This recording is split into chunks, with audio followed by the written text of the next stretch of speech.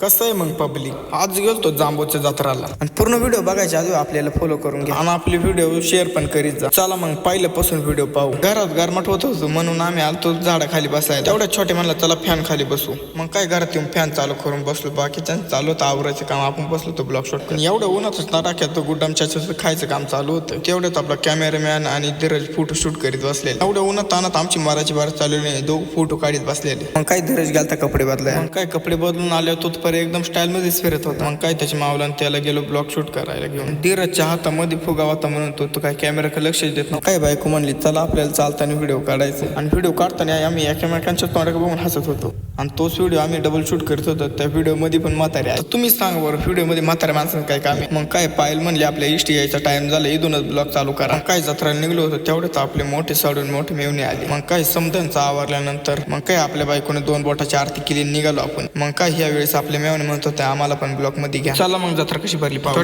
पहिल्यांदाच मांजरावाने आडू जाऊन जत्रात स्वागत केलं. मग काय अख्ख्यात माग आम्ही आमच्या माग म्हातारी आणि पाळणा बघून असं वाटत होतं पहिल्यांदाच पाळण्याकडे जावं, पण यांनी तर पहिल्यांदा घाटाकच आणलं. मग काय म्हणलं चला आता आपल्याला फक्त ब्लॉग शूट करायचं.